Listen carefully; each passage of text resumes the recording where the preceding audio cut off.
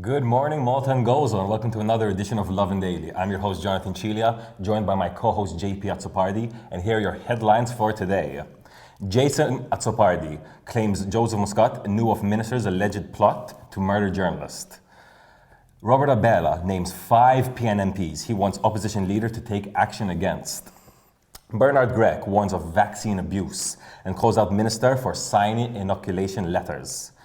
Protest against MAFIA state today is in line with COVID-19 rules, and CURMI'S amazing run, unfortunately, ends as she's defeated in Tunisia tennis final. JP, you want to take us away with the first story? Absolutely. So, Daphne Caruana Galicia's lawyer and nationalist MP Jason Azzopardi has come out saying that former Prime Minister Joseph Muscat knew of Chris Cardona's alleged plot to murder Daphne Caruana Galizia in 2015. Azzopardi came out saying that at the time, Chris Cardona in 2013 had been rubbing a lot of shoulders with a lot of certain people, and Joseph Muscat knew all about his doings and his deals and whatnot. And he said, and I quote on Facebook, he said, at one particular moment, Joseph Muscat found out about Cardona's alleged attempt to assassinate Daphne Caruana Galizia in 2015. These revelations were made last week. It was unclear exactly what Azzopardi actually meant by this when he said Joseph Muscat found out. He didn't give any exact details, but he did say that at one particular moment, Muscat knew about Cardona's alleged attempt to kill Daphne Caruana Galizia.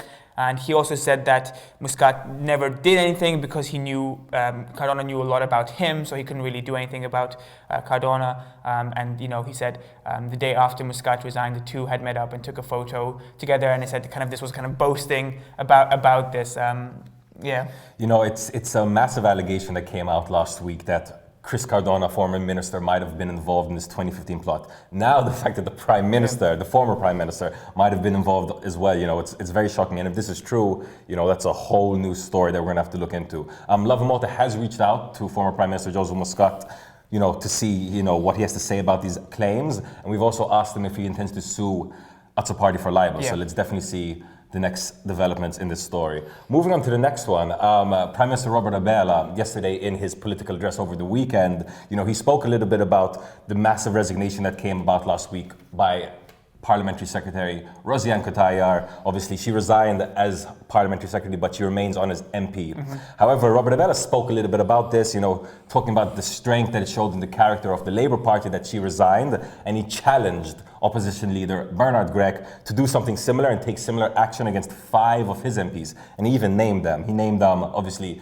previous opposition leader Adrian Delia, but he also named Jason Azzopardi, Stephen Spiteri, the Health Shadow Minister, Christy De Bono, and Herman Schiavone. And he actually gave reasons for each of these 5 why they should be have some action taken against them. He talked about the ugly allegations in the face of Adrian Delia, and he also spoke about Azzopardi, who had allegedly accepted a free holiday paid for by the Tomas Group in Israel 4 years ago. He spoke about Schiavone and De Bono, who had apparently asked Jorgen Fenech and the Fenech Group to sponsor a conference 2 years ago. And he actually spoke about the resignation of Rosiane Cotayar, saying, quote, don't think we're weak. Yes, we're intelligent, but we'll never be weak. Maybe it hurts right now, but we'll emerge stronger in the end. So a little bit of a tough talk from the Prime Minister right here. Yeah, tough talk back and forth between the Labour and Nationalists this weekend. It seemed that they were at each other's throats. In fact, former opposition leader Adrian Delia did challenge Robert ABELA to or one of his representatives to a debate after the Prime Minister called him out.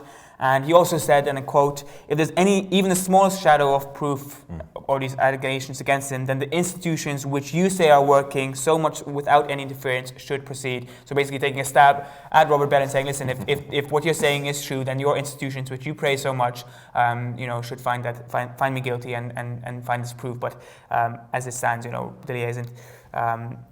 Feels pretty confident in himself, so much so that he's challenged Robert ABELA to a debate. And Delia, in the position he's in, has nothing to lose really with this, so everything to gain. And moving on and keeping within the same lines of the Labour versus the Nationalists over the weekend, Bernard Grech has warned that of vaccine abuse happening and called out Chris Fern for signing inoculation letters personally. Greg warned that certain people close to the circles of power may be receiving unfair priority in the national COVID-19 vaccination campaign. He questioned why people working in certain public administration jobs, which aren't exactly frontliners or don't require much direct contact with people who have already been vaccinated, when he says a third of the 80 to 84-year-old bracket have not yet received their jabs. He also questioned why Chris Fern was signing inoculation letters himself at the bottom, saying this was an attempt to gain political mileage and kind of appear well with people with the vaccination letters and whatnot. So he claims that this is just a political move by Chris Fern to make the health ministry look good, to make him personally look good. But yeah, another jab by the Nationalist Party. No, I think Bernard Gregg raises two really important points here. One, is everyone being allowed the similar access, equal access to the vaccine? These allegations, they're not only happening in Malta. We've heard of stories in Canada. I know recently in Peru, several cabinet ministers had to resign after it was revealed that they had skipped the queue to get access to the COVID-19 vaccination. So this is definitely happening around the world. I wouldn't be surprised if it's happening in Malta as well, to be fair. But his other point as well is really interesting. Many people are receiving these inoculation letters, invitations to receive the vaccine. And at the bottom, it's signed by Chris Fern himself, as if, it's directly from his ministry, when it's not. It's from Mater Dei, and there's many other authorities involved as well. So I think he does raise two very fair points in this case, actually. Moving on to the fourth story of today, there will be a protest held in Valletta today outside Parliament at 5 p.m. against the mafia state behavior in Malta. The protest is organized by Repubblica, Occupy Justice, as well as Manu Delia. However, there's a little bit of criticism about this protest. Obviously, we've just come from a week of a spike in COVID-19 cases in Malta. Over the last 7 days, the average of daily cases has been at 208. Very large number, so that's not very good to see. In the midst of all this, though, they're still going to be organizing the protest. However, they have said, listen, the police have given us the permit, we've been given the green light, we're following all COVID-19 mitigation measures, and they've also advised if anyone's feeling sick, stay at home and just follow the protest online. Yeah, like you had mentioned, it's been a historic week and a historically bad week for Malta in terms of COVID-19 numbers.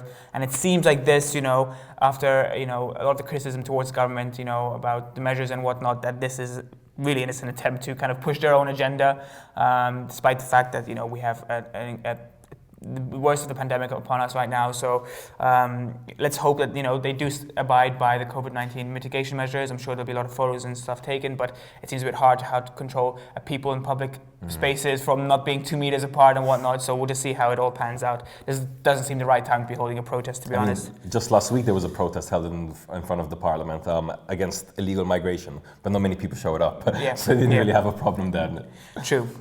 Moving on to our last story of today, Francesca CURMI'S, a Maltese tennis player, had an amazing run at the Tunisia ITF Montasir. Unfortunately, she didn't make it all the way to the end, coming to the finals and falling just short to Poland's Weronka Falkowska, 6-2, 6-0. Unfortunately, wasn't the result she was hoping for, but Francesca had an amazing run, having to qualify for the tournament, and not even just doing that, but qualifying and beating everyone who's ranked above her. She's currently unranked in WTA because she just turned 18, but she beat everyone ahead of her, made it all the way to the finals. And this was, just put in perspective, day after day playing tennis, for like a week straight. So it's real, puts a strain on your body, puts a strain on yourself. But for her second tournament of the year, it was an incredible result. In fact, she's the first Maltese player to make it this far. And despite her loss at the end, it's very commendable and a very impressive result. And she's made the whole country proud. I know a lot of people, the Malta Tennis Federation and